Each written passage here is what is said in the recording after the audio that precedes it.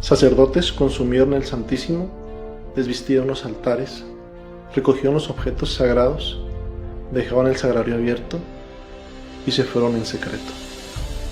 México quedó sin Dios. ¿Qué pasó? ¿Por qué hicieron eso? ¿En qué terminó todo? Es lo que vamos a ver. Los antiguos habitantes de las tierras mexicanas tenían la creencia que para poder agradar a sus dioses necesitaban hacer sacrificios humanos. De esa manera también le daban fuerza al sol, uno de sus dioses. Y para pedir agua al dios Tlaloc era necesario, según sus creencias, tomar a los niños de las familias y con todo el dolor del corazón de los padres entregaban sus hijos a los sacerdotes, quienes los sacrificaban, y mientras más lloraran, más agua iba a llegar, según sus creencias. Algo terrible, pero no todos eran así. Había ciertas tribus que tenían por dios a Quetzalcóatl. Él era un dios bueno, era verdadero hombre, era verdadero rey y era un dios que se quedó a vivir con ellos. Era un dios que les enseñó a cosechar, les dio el maíz, los rescató de las edades antiguas, del Mictlán, y él tenía por reglas no mentir, no robar, no emborracharse, puras cosas buenas. El Mictlán era como el inframundo. Este dios, según la leyenda, tenía 3 aspectos: un pájaro, Quetzal, una serpiente, Koa, y un hombre. Pero era un hombre alto, blanco, de barba, con casco y que vestía de negro, color que únicamente Quetzalcóatl podía utilizar. Al quedarse a vivir con los hombres, pues envejeció.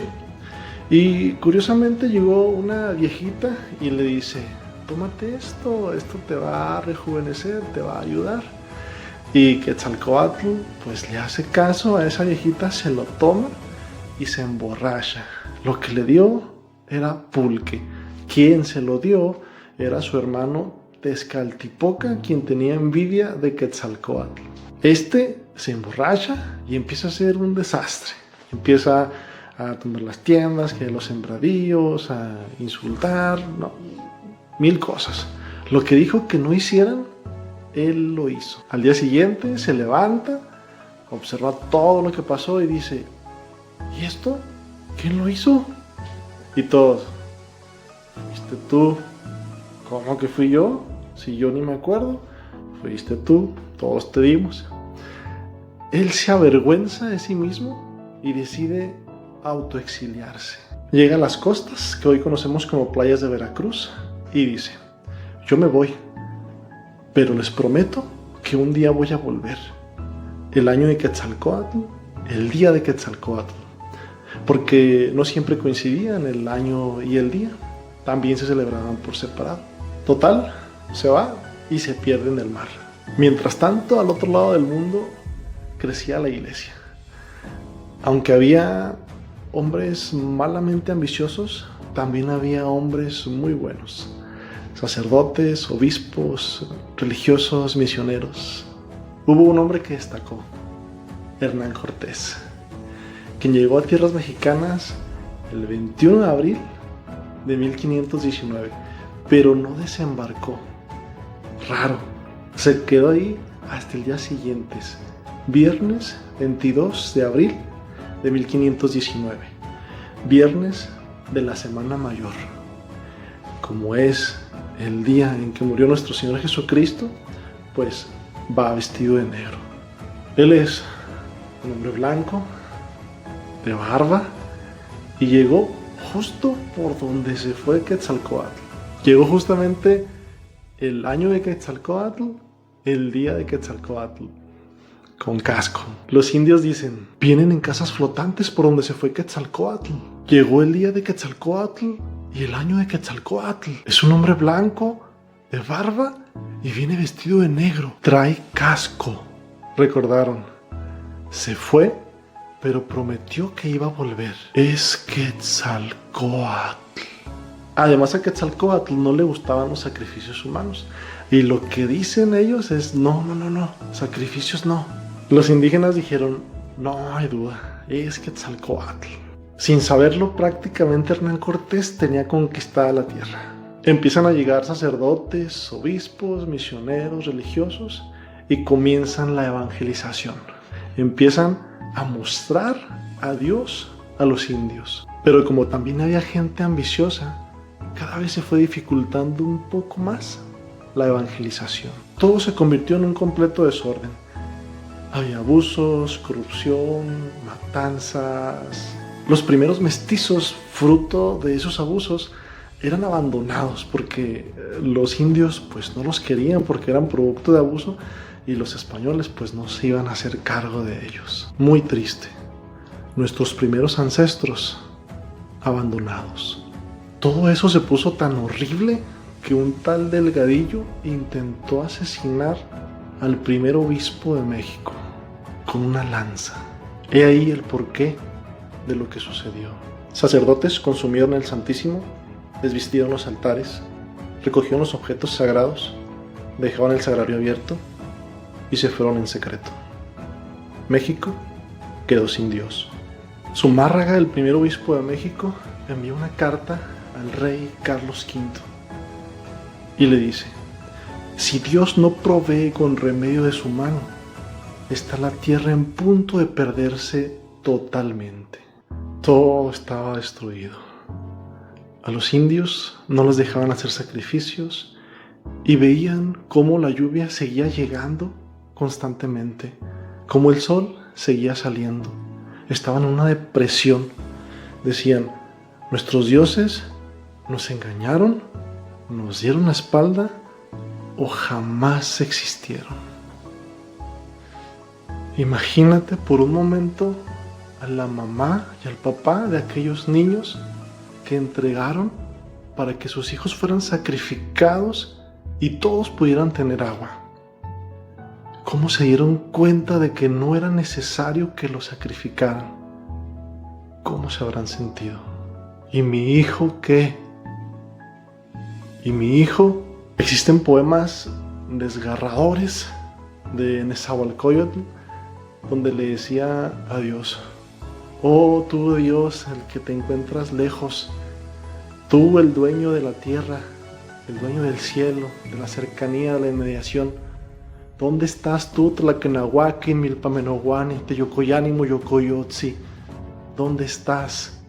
Tú eres un Dios lejano, eres un Dios que me ha creado únicamente para verme crecer, verme enfermar, verme envejecer y morir. Yo a ti no te importo.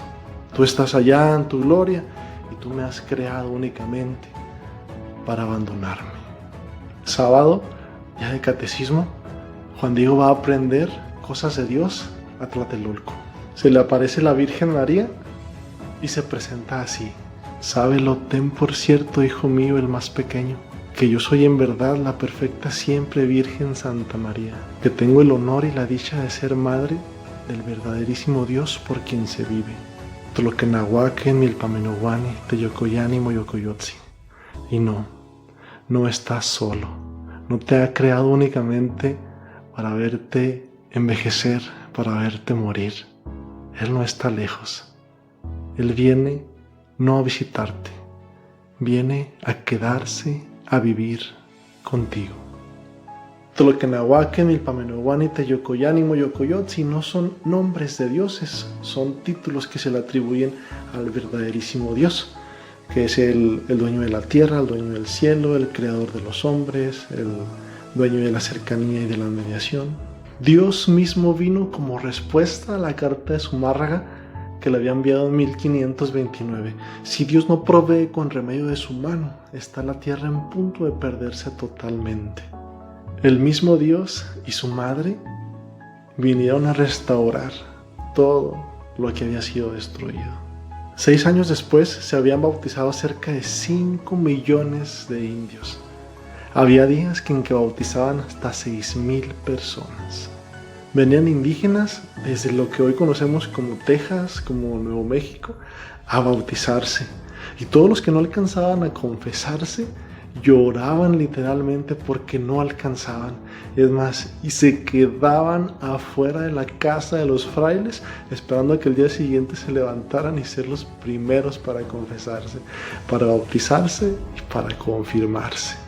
Una de las cosas más difíciles de cambiar en los indígenas cuando los sacerdotes franciscanos estaban evangelizando era el casarse, porque había indios que tenían varias mujeres.